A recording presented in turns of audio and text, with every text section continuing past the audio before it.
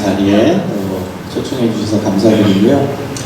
오늘 말씀을 듣고 또 우리가 어떻게 교사의 역할을 감당하는지 진지하게 또 생각하고 우리의 사명을 다시 한번 찾는 그런 귀한 시간이 되기를 소망합니다. 우리 함께 기도하고 시작하겠습니다.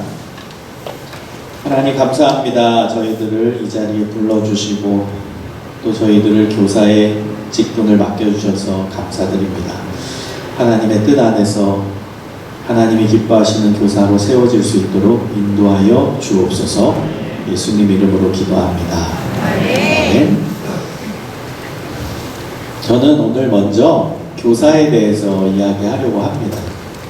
여러분, 좋은 학교는 좋은 교사가 있는 학교입니다. 명확합니다. 교육학에서. 왜냐하면 좋은 교사가 있으면 좋은 학생들이 오기 때문입니다. 그리고 일반 학생들이 와서 선생님을 통해서 좋은 학생으로 변화되기 때문입니다. 그래서 좋은 학교의 필수 요건은 좋은 교사가 있어야 되는 것이죠. 그래서 사실 교회 학교 위기다 뭐 이야기 많이 듣잖아요. 사실 그 핵심은 교회 학교 교사의 위기입니다. 다른 위기가 아니에요. 교회 학교 교사의 위기가 교회 학교의 위기인 거예요. 그러면 남의 얘기가 아니라 누구 얘기죠? 나의 얘기입니다. 여러분, 한 사람 한 사람은 교회 학교 교사이기 때문에 나의 이야기인 거예요. 그러면 해결책은 간단하겠죠? 교회 학교 교사인 내가 바로 서면 되는 거죠. 그 바로 서는 교회 학교 교사들이 많아지면 교회 학교는 회복될 거예요. 부흥할 거예요. 그래서 가장 중요한 본질은 교회 학교 교사가 자신의 정체성을 깨닫고 하나님이 기뻐하시는 교사로 세워가는 것. 이게 본질입니다. 이 부분을 오늘 저는 여러분에게 말씀을 통해서 도전도 하고 응원도 하고 격려도 하면서 또 성찰하는 시간도 가져보려고 합니다. 여러분, 에베소서 4장 11절을 보면은 교회 학교 교사가 어떤 존재인지를 명확하게 언급하고 있습니다. 에베소서 4장 11절에 보면은 하나님께서 어떤 사람은 목사와 교사로 세워주신다 이렇게 나와요. 사실 이 에베소서 4장의 말씀은 초대교회의 직분이 언급된 거거든요. 우리 지금 전도사님, 목사님, 집사님, 권사님, 장로님 직분이잖아요. 마찬가지로 초대교회에도 직분이 있었어요. 그 직분에 있어서 중요한 직분이 바로 목사와 교사였습니다. 그리고 저는 이 문구가 눈에 확 들어왔던 이유가 제 존재이기 때문입니다. 저는 목사면서 또한 학생들을 가르치는 교사입니다. 자, 이 두 가지의 단어가 우리에게 다 해당되는데 여기 계신 모든 분들에게 해당되죠? 목사님 아니면 선생님이잖아요, 여러분. 근데 놀라운 것은 목사와 교사가 두 존재가 아니라 하나의 존재라는 사실. 이게 놀라운 것입니다. 왜 그러냐? 여러분, 영어에서 관사라는 게 있잖아요. 관사는 한 개를 뜻할 때 사용하는 문법입니다. 학교 하나, 그럼 school. 교회 하나, church. 그 다음에 저거 하나를 지칭할 땐 더라는 정관사를 씁니다.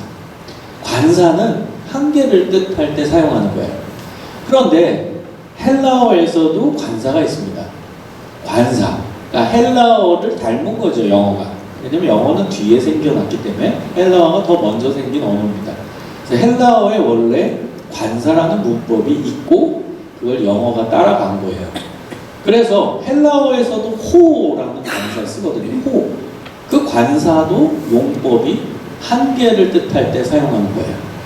자, 그럼 여기 계신 분들은 똑똑하니까 퀴즈를 드리겠습니다. 제가 답은 다 얘기했어요. 목사라는 존재와 교사라는 존재가 두 존재인데 사실은 하나라고 말씀드렸죠. 결론을 말씀드렸죠. 왜 그럴까요? 이 에베소서 4장 11절의 말씀을 보면은 관사가 목사와 교사의 두 존재 앞에 한 개씩 붙어 있을까요? 아니면 목사와 교사라는 두 존재의 관사가 한 개 붙어 있을까요? 전자입니까? 후자입니까? 똑똑하시네요. 후자입니다. 목사와 교사 앞에 관사가 한 개만 붙어 있어요. 목사 앞에 관사가 붙고 교사 앞에 관사가 붙는 게 아니고요. 목사와 교사라는 두 단어 앞에 관사가 하나만 붙어 있어요. 그럼 여러분 어떤 뜻인지 알겠죠? 목사가 교사고 교사가 목사다 이런 뜻이에요. 실제로 초대교회 때 목사직과 교사직이 분리가 되지 않았어요. 한마디로 목회자, 목사님이 선생님이고 선생님이 목회자예요. 그럼 여러분 입장에서 생각해 봅시다. 여러분 모두는 다 교사이시죠? 그럼 여러분은 동시에 어떤 존재라는 거예요? 말하기 싫죠, 부담돼서. 어떤 존재라는 거예요? 목사님과 같은 존재라는 거예요. 이게 실제입니다. 여러분이 맡고 계시는 반이 있잖아요. 그 반이 하나의 교회예요. 그 교회를 맡고 있는 목사님과 같은 존재라는 거예요. 여러분은. 여러분 교회는 건물이 아닌 거 아시죠? 교회는 예배드리는 공동체입니다. 함께 모이는 믿는 자들의 모임이 교회입니다. 사람이 교회라는 거예요. 그럼 여러분이 가르치고 섬기고 있는 그 아이들이 교회인 거예요. 그리고 여러분은 그 교회를 책임지고 있는 목회자와 같은 존재라는 거예요. 하나만 더 생각해 봅시다. 제가 지금 목회자, 목회라는 뜻을 썼는데요. 단어를 썼는데요. 목회라는 이 단어가 영어로 pastoring이라고 합니다. 근데 이 단어의 원래 의미는 풀밭에서 양들에게 먹을 것을 주다. 양들에게 마실 물을 주다. 양들을 돌보다. 이런 뜻이에요. 여러분 풀밭에서 양에게 먹을 것을 주고 양을 섬기고 양을 돌보는 사람을 우리는 누구라고 하죠? 네, 목자라고 하죠. 보세요. 목회라는 단어는 원래 목자가 하는 일이었어요. 그러면 목회자, 그건 원래는 목자를 의미하는 거예요. 목자. 자, 그렇다면 세 가지 단어가 같은 의미임을 우리는 알 수 있게 되는 것입니다. 목사가 교사고 그리고 목사가 목자라는 거예요. 여러분 PPT 한번 띄워주시겠습니까? PPT를 딱 안 나오네요. PPT를 띄워주시면 나올 텐데 안 계신가 봅니다. 없어도 됩니다. PPT 있기는 했는데 보내드리긴 했는데요. 아직 안 나오네요. 시간이 걸리니까 괜찮습니다. 자, 그래서 여러분 목사와 교사와 목자가 같은 단어임을 알 수 있어요. 이제는 여러분 입장에서 생각해 봅시다. 교사죠. 교사는 아까 아이들을 담당하는 그 아이들이 교회라고 했잖아요. 그 교회를 담당하는 목사님과 같은 존재라고 했죠. 그리고 여러분 우리 반 안에 있는 아이들을 비유적으로 표현하면 누구예요? 양들이죠. 어린 양들. 그 양들에게 말씀을 먹이고 마실 물을 주고 영적으로 인도하는 목자와 같은 존재라는 거예요. 한번 따라해 보시겠습니까? 나는 목사님과 같은 존재다. 나는 목자와 같은 존재다. 여러분 목자이십니다. 그래서 좋은 목자가 돼야 돼요. 그런데 아까 이 세 가지 단어 목자, 교사, 목사. 그럼 우리의 관심은 좋은 목사, 좋은 교사, 좋은 목자가 되는 거잖아요. 근데 성경에 명확하게 좋은 목자가 누구인지를 언급한 예수님의 말씀이 있어요.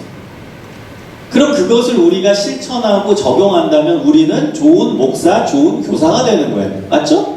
왜? 목자가 목사고 교사니까 좋은 목자가 되면 좋은 교사가 되는 것이고 좋은 목사가 되는 거예요. 그래서 좋은 목자가 누구인가를 정확히 알고 그대로 실천하면 되는 거예요. 우리의 관심. 왜? 명확하게 요한복음에 좋은 목자가 어떤 존재인지를 예수님이 알려주셨으니까. 여러분 성경을 한번 보시겠어요? 요한복음 10장 11절에서 13절까지의 말씀입니다. 요한복음 10장 11절에서 13절까지의 말씀인데요.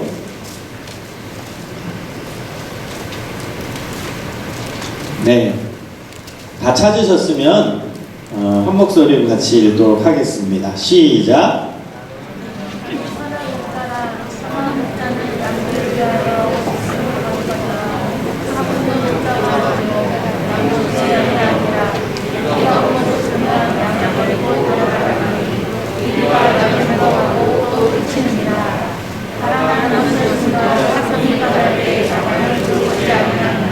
아멘. 여기에 좋은 목자가 어떤 목자인지를 정확히 예수님이 알려주신 거예요. 좋은 목자, 선한 목자가 좋은 목자죠. 여러분, 좋은 목자의 특징이 요한복음 10장 11절에 나옵니다. 좋은 목자는 양들을 위하여 목숨을 버리는 목자입니다. 조금 더 제가 부연 설명해 드릴게요. 이 양이라는 이 동물은 굉장히 민감합니다. 키우기 제일 어려운 동물 중에 하나예요. 여러분, 동물원에 있는 양 말고 방목하는 양들의 특징이 있습니다. 즉, 길들여지고 훈련되어진 양이 아닌 그냥 방목하는 양들의 특징은 혼자서 할 수 있는 게 아무것도 없어요. 여러분, 이 양은요, 배고프면 어떻게 할까요? 울어요. 그러면은 목자가 달려가서 양에게 먹을 것을 주면 양은 만족하게 돼요. 양이 목이 말라요. 광야지대는 목이 굉장히 마르거든요. 요르단, 이스라엘, 이집트 이 지역에서 방목하는 양들은 목이 굉장히 말라요. 그럼 울어요. 할 수 있는 게 아무것도 없으니까 혼자서. 그러면은 목자가 달려가서 양에게 마실 물을 주든지 양을 이끌고 마실 물가로 갑니다. 그래야 양은 먹고 만족하고 생존할 수 있어요. 해가 떨어져서 저 멀리서 이제 늑대 울음소리가 들립니다. 늑대가 양을 잡아먹으려고. 그러면 양은 또 울어요. 혼자서 할 수 있는 게 없거든요. 그럼 목자가 달려가서 양을 쓰다듬어주고 안아주고 목자의 지팡이로 너를 지킬 거야. 밤새도록 나는 네 곁에서 너를 지킬 테니까 걱정하지 마. 그럼 양은 목자 옆에서 잠이 들기 시작합니다. 평안해졌습니다. 여러분, 이게 양의 전형적인 특징입니다. 양은 혼자서 할 수 있는 일이 아무것도 없다라는 거예요. 그래서 예수님께서 말씀하신 겁니다. 좋은 목자의 조건은 언제나 양과 함께한다. 자기 목숨이 위협이 될지라도 좋은 목자는 양 옆에 있다. 이것이 예수님이 말씀하신 좋은 목자의 조건입니다. 언제나 양과 함께합니다. 여러분, 만약에 양 옆에 목자가 없다면 이 양은 어떻게 될까요? 양이 배고파서 울고 있는데 목자가 나타나지 않고 마실 물을 찾고 있는데 나타나지 않아. 저기 늑대 울음소리가 들려가지고 굉장히 무서워가지고 울고 있는데 목자가 나타나지 않으면 이 양은 어떻게 될까요? 결론은 죽습니다. 어떻게 죽냐? 예를 들어볼게요. 지금 양이 굉장히 배고파요. 그래서 막 울어요. 근데 목자가 안 나타나. 그러면 이 양은 더 많이 울겠죠. 근데도 안 나타나. 그럼 양의 심장의 속도가 굉장히 빨라집니다. 이 양은요, 인간과 비교할 수 없을 만큼 심장 속도가 무섭거나 위협이 들거나 걱정이 되거나 두려우면 어마어마하게 빨리 뜁니다. 그런데도 끝까지 목자가 안 나타나면 심장 발작이 진행되고요. 심장 발작이 계속 진행되다가 결국에는 심장 마비로 죽게 된답니다. 여러분, 양옆에 누가 있어야 돼요? 누가 있어야 돼요? 목자가 있어야 돼요. 그래야 양은 살아요. 여러분, 오늘 본문 말씀 요한복음 10장 11절 누가 말씀하셨죠? 예수님 말씀하셨어요. 여러분, 이제 아셨어요? 예수님이 왜 이 말씀을 하셨는지? 먼저는 본인이 우리에게 좋은 목자라는 거예요. 왜 좋은 목자인지 아세요? 예수님이 언제나 우리와 함께 하시니까. 언제나 어느 때나 우리와 동행하시니까. 그래서 예수님이 좋은 목자십니다. 여러분, 기독교 신앙은요, 예수님이 이런 분이다, 그러니까 너희도 이런 존재가 되어라. 예수님이 이런 일을 하셨다, 그러니까 너희도 이런 일을 해라. 이게 기독교 신앙이에요. 우리는 기독교 신앙에 대해서 생각할 때, 아, 예수님이 나에게 이렇게 좋은 걸 해주셨어요. 아멘, 할렐루야. 예수님 나의 선한 목자 되셨어요. 감사합니다. 여기서 끝나요. 근데 기독교 신앙은요, 그렇지 않아요. 기독교 신앙은 예수님이 너희의 좋은 목자다. 아, 감사합니다. 그 다음 우리도 우리의 약자에게, 우리의 힘든 사람에게, 우리의 어린 아이들한테 좋은 목자가 되어야 한다는 거예요. 그게 예수님이 의도하신 내용이고 그게 기독교 신앙이에요. 요한복음 13장에 보면 예수님이 제자들의 발을 씻겨주시죠. 왜 씻겨주셨어요? 겸손의 모습을 보이시려고? 멋있으려고? 마지막 제자들과의 관계에서 이벤트니까? 절대 아니에요. 예수님이 분명히 요한복음 13장에서 제자들의 발을 씻겨주신 이유를 언급하십니다. 내가 너희들의 발을 씻겨 준 것처럼 너희도 서로 발을 씻어 주어라. 이것을 위하여 내가 본을 보였노라. 이게 예수님이 제자들의 발을 씻겨 주신 이유입니다. 내가 본을 보이는 거예요. 샘플. 그리고 얘기하는 거예요. 너희도 다른 사람의 발을 씻어 줘라. 근데 우리는 예수님이 내 발을 씻어 주셔서 아멘 할렐루야 너무 은혜 받았어요. 여기서 끝나요. 그게 아니에요. 우리는 똑같이 다른 사람의 발을 씻어 주라는 거예요. 예수님이 우리의 선한 목자다? 그럼 너무 좋죠. 근데 예수님이 의도하는 건 너희도 누군가에게 선한 목자가 되어라예요. 그리고 목자가 교사니까 그럼 교사에게 있어서 우리가 품어야 되는 양은 명확하죠. 우리가 맡고 있는 교회학교 아이들이에요. 그 아이들에게 좋은 목자가 되어야 되는 거예요. 그게 예수님이 우리에게 의도하시는 내용이고 요한복음 10장 11절에서 말씀하시는 내용이에요. 여러분 가짜도 있어요. 좋은 목자의 반대는 가짜입니다. 요한복음 10장 12절에 보면은 가짜가 나옵니다. 삭군이라고 언급된 가짜입니다. 여러분 사꾼은 목자예요? 아니에요? 요한복음 10장 12절에 뭐라고 나와요? 삭군은 목자가 아니요. 그래서 제가 가짜라고 표현한 거예요. 가짜 목자가 아니라 그냥 가짜입니다. 목자라는 칭호는 좋은 목자에게만 붙여질 수 있는 거거든요. 그래서 삭군은 가짜예요. 그냥 가짜. 목자라는 그 고귀한 칭호를 붙일 수 없어요. 여러분 이 삭군은 원래 의미는 돈 받고 일하는 목자라는 뜻이거든요. 의미는 어떤 의미예요? 내 만족과 이익을 위해 이 양을 돌보는 일을 하고 있는 거예요. 그러니까 내 만족과 내 이익이 먼저야. 그러니까 한마디로 양을 이용하는 거예요. 내 만족의 도구로. 내가 얘가 있으니까 만족하니까. 그러면 만족하지 않을 때 얘를 버립니다. 내 양이 아니니까. 늑대가 저기 쳐들어와요. 계산을 하겠죠? 만약에 내가 늑대랑 싸우다가 다치면 어떻게? 안 되지? 집에 가야지? 그럼 도망. 양을 돌보지 않아요. 배고픈데 내가 먹을 거밖에 없어. 그러면 목자가 자기 먹을 거 먹지 그 음식을 양에게 갖다 주겠습니까? 안 갖다 주죠. 자기가 먼저예요. 그게 가짜입니다. 가짜는 자기 필요에 의해서 양을 이용하는 거예요. 나한테 도움이 되니까. 여러분 무섭게 들으셔야 돼요. 이 말씀을. 제가 그냥 목자 얘기하는 게 아니잖아요. 우리 얘기하고 있는 거예요. 우리 얘기. 그 목자가 교사라고 했잖아요. 교사 얘기를 하고 있는 거예요. 우리 이야기입니다. 우리도 자칫 잘못하면 아이들을 이용할 수도 있어요. 내 필요에 의해서 교사할 수도 있어요. 그건 가짜입니다. 그래서 여러분 진지하게 우리를 성찰하면서 이 말씀을 들어야 되는 거예요. 나는 진짜인가? 나는 좋은 목자인가? 아니면 가짜인가? 여러분 코로나 시기 이제 뭐 너무 오래 지나고 있잖아요. 뭐 이제 3년 지나고 있는데요. 이 코로나 시기에 여러분 아이들에게 좋은 목자 하셨습니까? 이 부분을 우리가 고민해 봤으면 좋겠어요. 진짜 내가 아이들에게 좋은 목자였나? 좋은 목자로 지금 세워져 있나? 좋은 목자로 내가 사역하고 있나? 살펴봤으면 좋겠어요. 물론 좋은 목자의 특징은 언제나 양과 함께하는 목자인데 우리가 뭐 24시간 내내 365일 내내 아이들과 함께 있을 수는 없죠. 물리적으로. 그런데 중요한 점이 있습니다. 아이들이 선생님을 신뢰하면 선생님이 언제나 나와 함께한다라는 인식을 갖고 살아요. 이거는요 다른 관계도 마찬가지입니다. 부모와 자식 간의 관계도요. 자녀가 부모를 신뢰하잖아요. 그럼 물리적으로 함께하지 않아도 엄마 아빠는 나와 함께 하고 있다는 걸 인식하고 살아요. 그 안에서 아이들은 안정감을 갖고 삽니다. 아이들 뭐 중학교 고등학교 때 보세요. 물리적으로 집에 있는 시간이 얼마나 되나.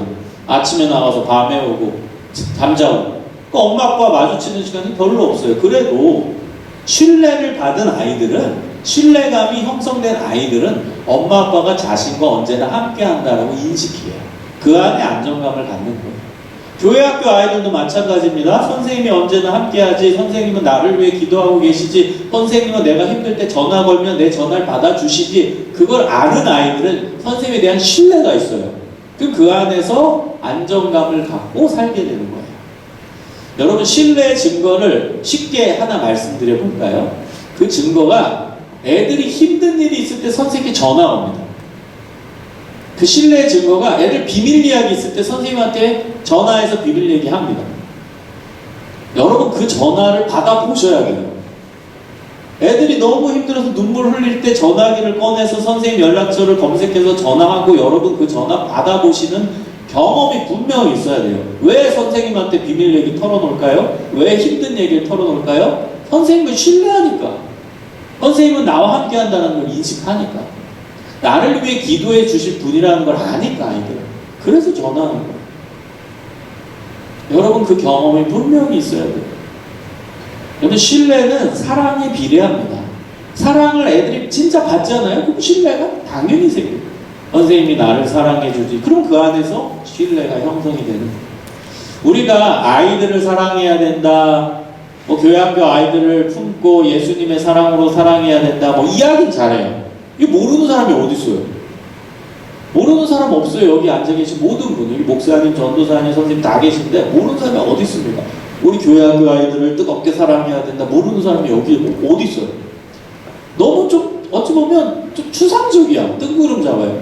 그래서 제가 오늘 그 사랑의 깊이와 넓이와 레벨이 어느 정도 까져야 되는지 알려드릴게요. 답부터 말씀드리면 집에서 내가 키우고 있는 자녀랑 똑같이. 이게 답입니다. 여러분 뱃속에서 나온 아이들 있죠? 집에 있는 혈연 관계로 구성된 걔네들 사랑하는 것과 똑같이. 그게 왜 필요한지는 이제 설명을 드릴게요. 그것이 성경적이기 때문이에요. 여러분 하나 제가 비유로 들어볼게요. 제 딸이 초등학교 6학년짜리가 있어요.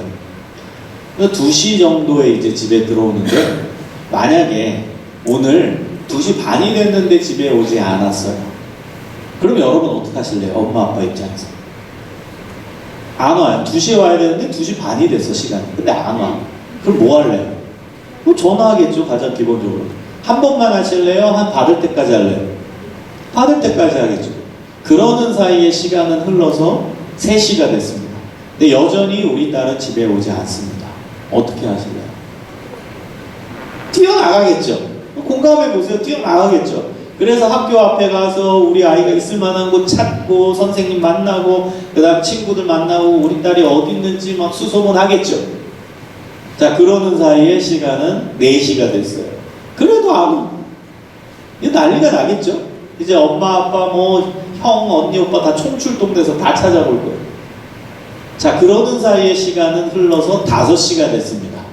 집에 2시에 와야 되는데 지금 5시가 됐어요. 근데 안 와. 어떻게 하실래요? 어떻게 하실래요? 경찰에 신고한다고요?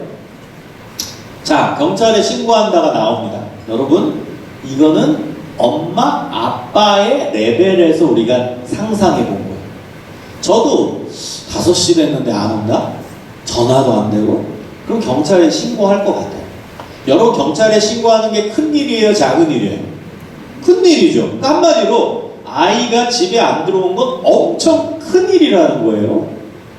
근데 보세요. 객관적으로 지금 30일 지났어요? 300일 지났어요? 3시간 지났어요? 2시에 와야 되는데 지금 5시면 얼마 지난 거예요? 3시간 지난 거예요. 그러니까 엄마 아빠 레벨에서 봤을 때는 3시간이 30시간처럼 느껴지는 거예요. 그런데 우리가 엄마 아빠 입장이 아니라 다른 아줌마 아저씨 입장으로 생각해 봅시다. 우리 아이가 아니야. 그냥 멀리 있는 아이야. 그냥 좀 알고 있는 아이인데 그 아이의 엄마가 전화 왔어. 아주머니 어쩐 일이세요? 별로 안 친해. 근데 전화를 한 거야. 어쩐 일이세요? 우리 아이가 2시에 와야 되는데 지금 5시가 됐는데 안 왔어요. 막 난리 난 거야. 그럼 여러분 뭐라고 답할래? 빨리 경찰에 신고하세요. 빨리 큰일 났어요. 이럴까요? 안 그럴걸요? 제3자 입장이 돼보세요. 에휴, 고작 3시간 지났는데 뭐 일이 있겠지 뭐. 걔 뭐 전화 놓고 갔나? 전화기 배터리 떨어졌나? 뭐 일이 있겠지. 이렇게 생각할걸요? 남의 얘기라면. 여러분, 엄마 아빠면 3시간이 30시간처럼 느껴지는 거고요. 제3자, 관련 없는 사람이 보면은 야, 그거 뭐 애들 안 올 수도 있지. 좀 있으면 집에 올 텐데. 이렇게 생각 드는 거예요. 그게 완전 차이가 있어요. 여러분, 왜 우리 딸이면, 여러분의 딸 아들이면 3시간밖에 안 지났는데도 왜 엄마 아빠는 가만히 있지 못할까요? 왜? 내 자녀니까. 아주 심플한 답이죠. 여러분, 그 안에는 엄청난 의미가 내포되어 있는 거예요. 내가 가장 사랑하는 존재니까, 절대 잃어버리면 안 되니까, 내 목숨보다 소중하니까 등등. 이게 내 자녀니까 요 단어, 이 답변 안에 다 들어가 있는 거예요. 여러분, 제가 이 얘기를 왜 했을까요? 요 세팅, 이 비유를 그대로 교회 세팅으로 가져와 보십시오. 교회는 하나님의 집이죠? 맞죠? 하나님의 집이에요. 그리고 교회 학교에서 자라고 있는 아이들은 누구예요? 우리 자녀지.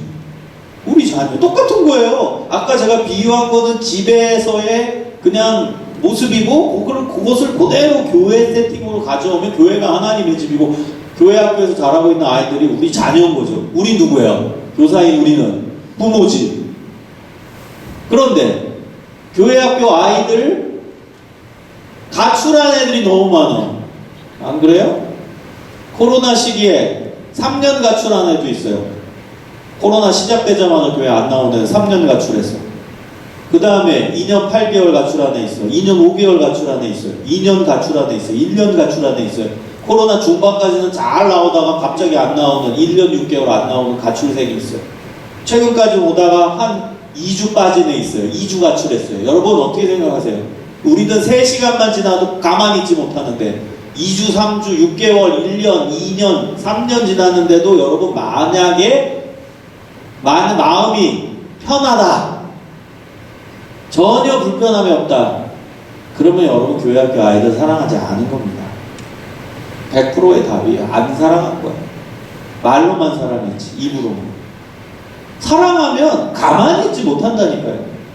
3시간만 지나도 가만히 못 있는다니까요. 뛰쳐나가지. 여러분, 누가복음 15장에 예수님의 잃은 양 비유 아시죠? 여기 100마리 양이 있는데 한 마리 양이 도망갔어요. 그런데 이 목자는 이 한 마리 양만 보여. 그래서 어떻게 해요? 뛰쳐나가서 온 산을 헤맨대요. 여러분, 여기 99마리 양은 잘 있어요. 근데 한 마리 양이 도망가니까 그 한 마리만 보이는 거예요. 이 목자의 이 상황에서는 이 잘 있는 99마리가 안 보이고 잃어버린 한 마리 양에게 꽂힌 거예요. 걔를 위해서 온 동네방네 헤매는 거예요. 그게 사랑이에요.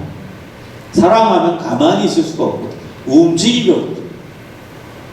사랑하는 여러분, 지금 교회 학교에 안 나오는 애들이 있어요. 잃어버린 애들이 있어요. 가출한 애들이 있어요. 가만히 있으면 안 돼요.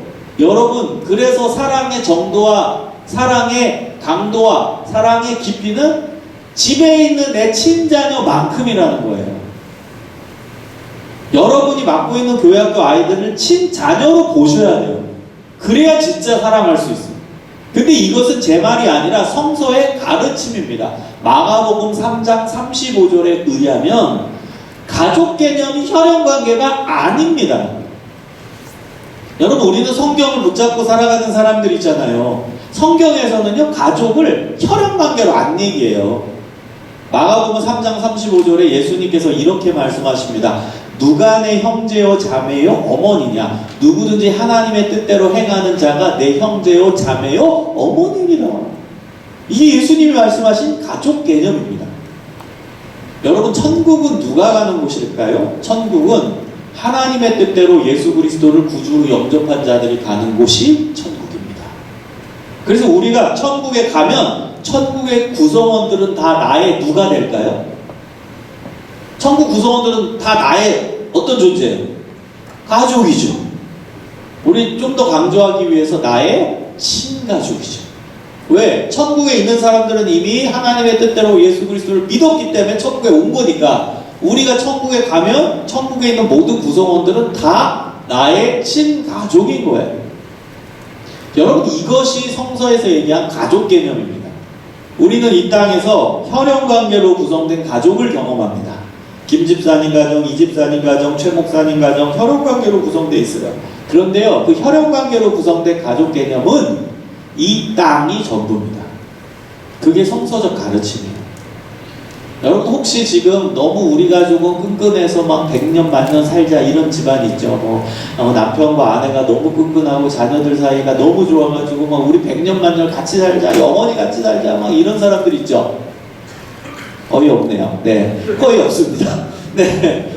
아무튼 이렇게 끈끈하게 막 그렇게 가족끼리 얘기하는 분들이 있을 텐데, 혈연관계로 구성된 가족 개념은 이 땅이 전부예요.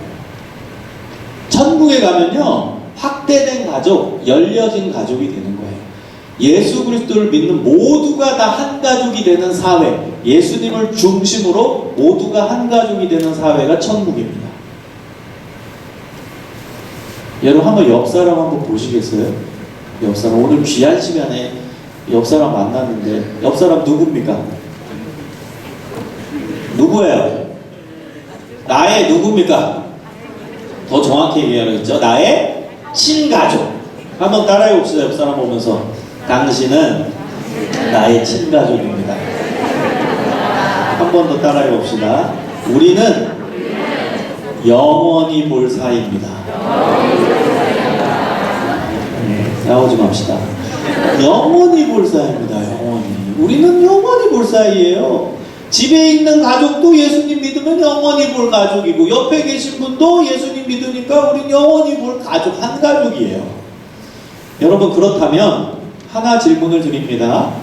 교회 학교에서 내가 맡고 있는 아이들 예수님 믿어요?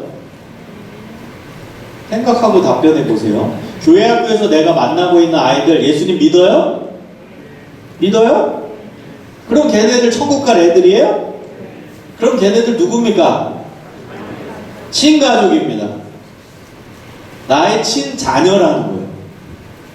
여러분 이제 명확하게 이해되셨죠? 왜 친자녀인지? 왜 친가족인지? 왜 집에 있는 혈연관계로 구성된 자녀와 다르지 않은지? 똑같아야 되는지 아셨죠?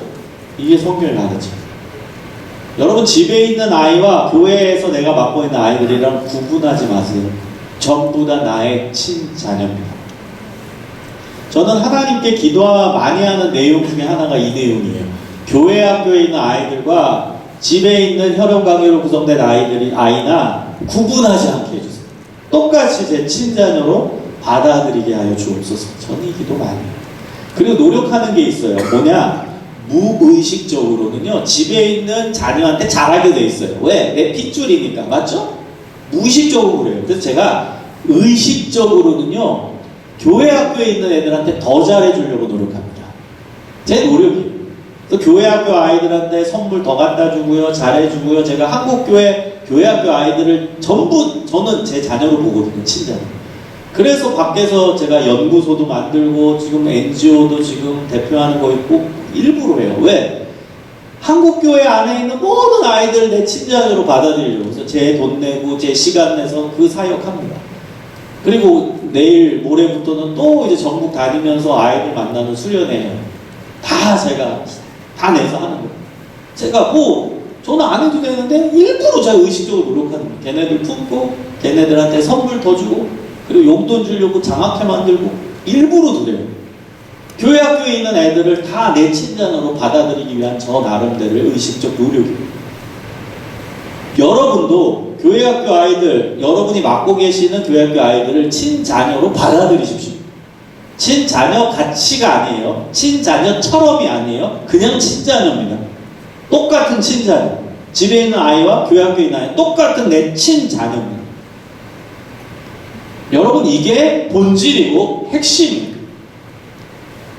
그냥 말로만 사랑하지 마세요. 친자녀로 받아들이는 게 그게 진짜 사랑이에요.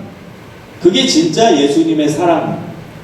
여러분 교회 학교는 어떤 곳인 줄 아세요? 교회 학교는요, 선생님이 하나님의 사랑을 보여주는 곳이에요. 선생님이 하나님의 모습을 대신 보여주는 곳이에요. 그게 여러분의 역할이에요. 그래서 아이들이 선생님의 모습을 통해 하나님의 모습을 유추하게 하는 거예요. 선생님이 나에게 베풀어 주신 사랑을 경험하면서 하나님의 사랑을 유추하게 하는 거예요. 그게 여러분의 역할입니다. 그럼 교회 학교 애들이 이것 때문에 오는 거예요. 선생님의 사랑 때문에 교회에 오는 거예요. 그래서 본질이 이 부분이에요. 사랑이 본질이에요. 친자녀로 받아들이는 게 본질이라는 거예요. 여러분 여러분 이제 뜬구름 잡게 추상적으로 사람 얘기하지 말고요. 진심으로 기도하면서 몸부림치면서 교회 학교에서 내가 맡은 아이들을 친자녀로 받아들이십시오. 사람이건 동물이건 식물이건 자기를 사랑해주는 존재는 기가 막히게 알거든요. 왜? 인간의 공통성이 사랑받고 싶으니까. 연령과 관계없이, 어느 문화권과 관계없이 사랑받고 싶은 욕구는 인간 본연의 속성이자 욕구예요. 여러분, 저는 청소년 사역을 병행 사역까지 포함해서 20년 넘게 했는데요. 위기 청소년 사역 했을 때도 있어요. 힘든 애들, 무서운 애들.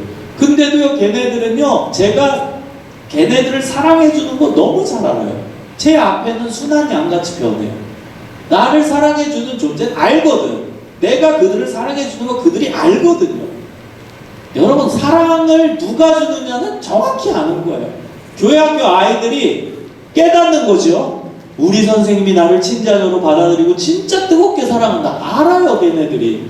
그러면 그것 때문에 교회에 오는 거예요. 그 사랑 때문에.